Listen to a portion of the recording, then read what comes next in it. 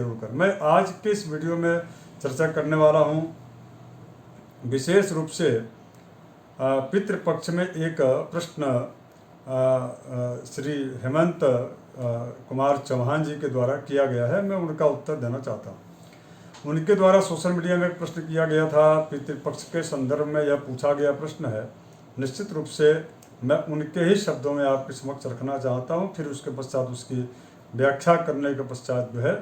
उसका उत्तर भी हम धर्मशास्त्र के अनुसार देने का प्रयास करेंगे। तो आप सभी से मेरा आग्रह कि आप इस पूरे वीडियो को अवश्य देखिएगा। उनका प्रश्न ये है कि हमारे पिताजी के दोनों भाइयों का निधन हो चुका है और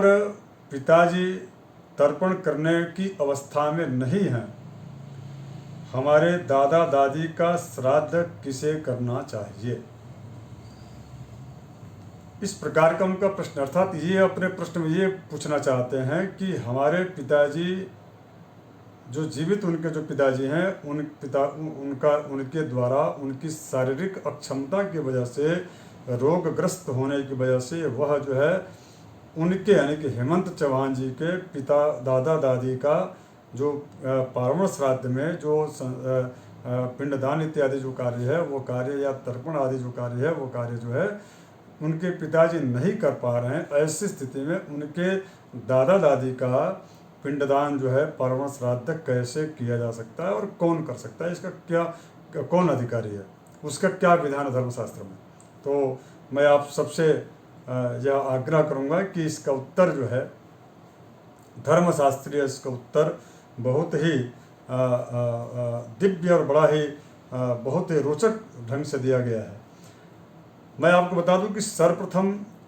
जब भी किसी धर्मशास्त्रीय मत की जब बात आती है, धर्मशास्त्रीय जब निर्णय की बात आती है, तो उसमें जो है धर्म सिंधु नामक जो ग्रंथ है बहुत ही यशस्वी ग्रंथ है और वह जो है निर्णायक की भूमिका में इस प्रकार का मत वो देते रहते हैं। तो धर्म सिंधु के तृतीय परिच्छेद में इस प्रकार के प्रश्न का उत्तर दिया गया है। उसमें ऐसा कहा गया है कि जिस व्यक्ति का, जो व्यक्ति शासकीय नौकरी में कार्यरत है और वह येन किन प्रकारेण किसी विशेष परिस्थितियों में उलझे या फंसे रहने की वजह से अगर यदि वह इस प्रकार के कार्य से वंचित हो रहा हो, या और उसके बाद उन्होंने कहा कि कारागार में अगर यदि वह व्यक्ति या निरुद्ध हो, अथवा तीसरा उन्होंने कहा कि अथवा अगर यदि वह व्यक्ति रोगग्रस्त होकर के अक्षम हो, अर्थात शारीरिक जो है उसकी स्थिति इस प्रकार की न हो, मानसिक उसका जो चेतन है वह इस प्रकार से निश्चेतन हो चुका हो, ऐसी स्थिति में वह व्यक्ति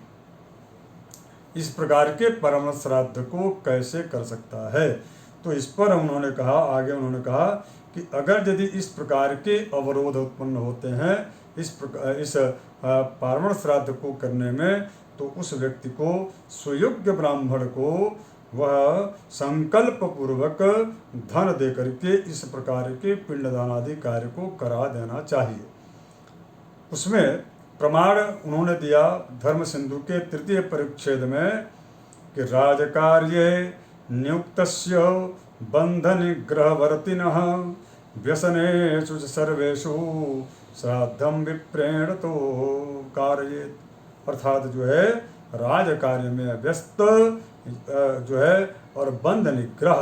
यदि कोई आरोपी या इस प्रकार का कोई अपराधी अपराध करके अगर यदि वह जेल में निरुद्ध है, तो वह भी अपने पितृजनों के पार्वण श्राद्ध करने का पूरा अधिकार रखता है और वह संकल्प पूर्वक किसी ब्राह्मण को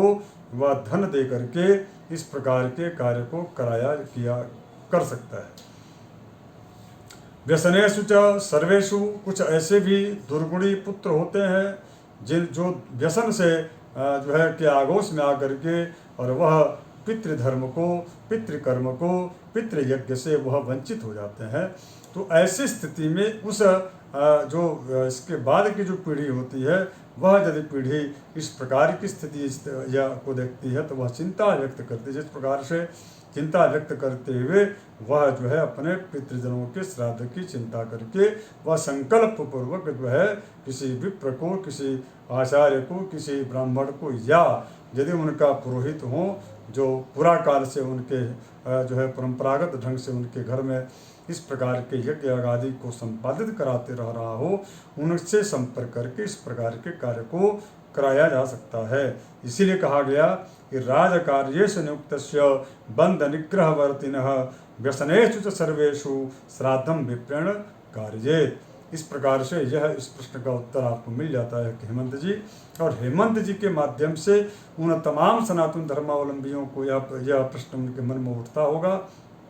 उनके यहाँ इस प्रकार की परिस्थितियाँ उत्पन्न होती होंगी। तो ऐसी स्थिति में निश्चित रूप से यह धर्मशास्त्र का जो वचन है इसको आदेश मान करके इसका अनुपालन करना चाहिए। इसके पश्चात आपके इसलिए ऐसा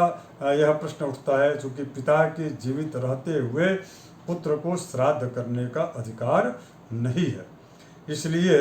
ऐसी स्थिति में वह व्यक्ति जो है वह अपने पितृजनों का जो है सांवत्सरिक श्राद्ध, अर्थात जो वर्ष में एक श्राद्ध होता है वार्षिक श्राद्ध,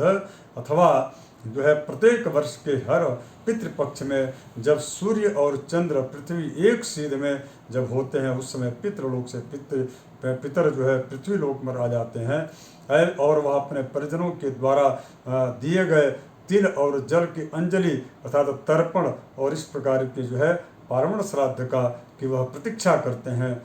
ताकि वह उनके परिजन करें और वह उनको प्राप्त हो। इस प्रकार के लालायित और इस प्रकार के प्रतीक्षारत उन पितरों की तृप्ति के लिए इस प्रकार का जो कार्य है वह कार्य निश्चित रूप से कराया जा सकता है। प्रत्येक सनातन धर्मावलंबियों को हर स्थिति हर परिस्थिति में शास्त्र के आदेश का अनुपालन करके इस प्रकार के कार्य को निश्चित रूप से करना चाहिए। मुझे लगता है कि आपके मन में यदि और भी किसी प्रकार का ऐसा कोई प्रश्न उठता हो निश्चित रूप से आप मुझसे कर सकते हैं इस सोशल मीडिया के माध्यम से। मैं उसका उत्तर एक वीडियो के ये रूप में आपके समक्ष जो है प्रस्तुत करूंगा। मैं आप सबसे आग्रह करता हूं कि यदि आपको यह वीडियो अच्छा लगता है, ज्ञानप्रद होता है, निश्चित रूप से इस वीडियो को आप जो है आगे और विस्तार इसको दें और लोगों के बीच जो है इसको ले जाने का प्रयास